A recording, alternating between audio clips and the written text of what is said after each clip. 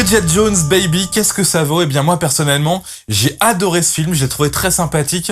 Autant avant d'aller le voir, j'ai regardé les deux premiers, Le Journal de Bridget Jones et Bridget Jones 2, L'âge de raison, et je trouvais que ça avait un petit peu vieilli et que c'était moins cool qu'au début quand on pouvait voir ces films. Et bien là, je trouve que ce troisième film amène vraiment de la modernité, mais dans l'ensemble du film, c'est un peu moins cliché qu'avant. Et puis on a surtout une Bridget Jones qui a complètement changé. Déjà, elle est plus trentenaire, elle est quadra, elle est toujours à Londres.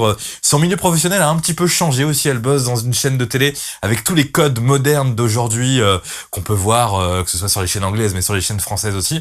Donc ça sort plus de réalisme en fait dans le côté professionnel de Bridget Jones, et ça amène du réalisme sur l'ensemble du film. J'ai trouvé ça aussi beaucoup mieux filmé. Je pense que voilà, il y a plus de moyens sûrement pour ce troisième film. Donc Londres est mieux mis en valeur. Il y a une super scène d'une sorte de festival au début qui est aussi très très bien filmé. Il y a un guest, je ne spoil pas, je dis rien, mais il y a un guest qui est extrêmement drôle, qui est extrêmement intéressant. Ça, vous le verrez en regardant le film. Et donc, voilà, je trouve que c'est plus moderne qu'avant, que c'est plus cool et que ça colle bien aux années 2010, contrairement aux autres Bridget Jones qui sont déjà d'autres temps, d'autres époques, d'autres décennies. Un petit mot sur Renée Zellweger qui change complètement niveau apparence. Alors, j'ai pas vraiment suivi l'affaire, mais il me semble qu'il y a eu un petit souci concernant son apparence, chirurgie esthétique, ce genre de choses. Mais là, elle incarne une Bridget Jones qui a changé physiquement, mais elle est presque mieux comme ça, un petit peu plus âgée, qui est un petit peu plus de rides, elle est plus naturelle finalement pour le cinéma, je trouve, et c'est intéressant de la voir comme ça. Quand je dis naturelle, je pense que je vais me faire insulter par les gens qui connaissent un peu Renée Zellweger, qui vont me dire qu'elle a fait 4000 opérations de chirurgie, mais en tout cas là, dans ce film-là, dans le troisième Bridget Jones, elle a un côté assez natural qui passe plutôt bien pour la suite de la vie de Bridget Jones. Un petit mot sur le scénario du film. Bridget tombe enceinte et elle sait pas qui est le papa, entre Patrick Dempsey et Colin Firth. Il a beaucoup vieilli aussi, Colin Firth. Excusez-moi, il y a un chat là qui me prend la tête, voilà, on voit sa queue ici.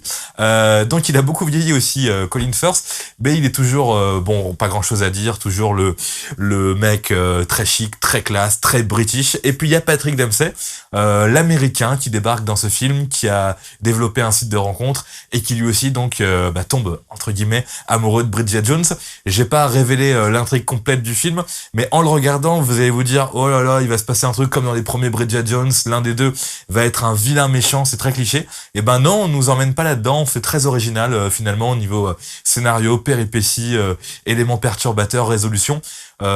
C'est pas du haut niveau, mais c'est pas trop cliché. On s'attendait pas forcément à ce qui va arriver dans le film, donc j'ai trouvé ça bien. Par contre, gros point noir. Pour moi, c'est la durée du film, 2 heures. Alors, j'ai pas trouvé qu'il y ait des moments à retirer ou chiants ou quoi. C'est juste que j'aurais voulu que tout ça se développe un petit peu plus rapidement. Après, c'est pas indigeste parce que le film, comme je disais avant, est bien filmé. Les comédiens sont assez sympas. La nouvelle amie de Bridget Jones est assez cool. On voit aussi tous ses anciens potes qui ont changé aussi, à qui il arrivait plein de choses. Donc, on reste vraiment dans cet univers, mais différent, plus moderne, avec les codes d'aujourd'hui, mais le charme d'avant que pouvait avoir Bridget Jones. Donc pour ceux qui sont des grands fans de Bridget Jones, évidemment, c'est un super film. Pour ceux qui ne connaissent pas Bridget Jones, je pense qu'on peut aller le voir, honnêtement, comme ça, comme la moindre petite comédie romantique, qui est pas ouf, mais qui est assez sympa. Si on aime Patrick Dempsey en plus, parce que voilà, c'est un peu aussi lui la star de la nouvelle génération, le docteur Mamour. Si on aime cet acteur, qui est pas mal, hein. Moi je le trouve pas ouf en général dans les films, mais là voilà, vu que son rôle est pas tant cliché que ça, il s'en sort plutôt bien. Bridget Jones, Baby, la suite des 2 premiers Bridget Jones. Personnellement, j'ai adoré. N'hésitez pas à me laisser un petit commentaire sous cette vidéo si vous l'avez vu aussi, si vous n'avez pas vu, si vous hésitez à le voir, si vous détestez Bridget Jones. Moi-même, ça m'a un petit peu réconcilié avec Bridget Jones. Le fait d'avoir vu les 2 premiers films, je trouvais ça un peu gnangnan, je la trouvais un peu tristounette, cette femme qui est jolie mais qui se prend toujours la tête, qui a pas confiance en elle, qui a des petites rondeurs et qui le vit mal et tout. Eh bien, je trouve que ce troisième film, elle est tellement mieux dans sa peau, elle est tellement plus dominante, elle a tellement confiance en elle que finalement c'est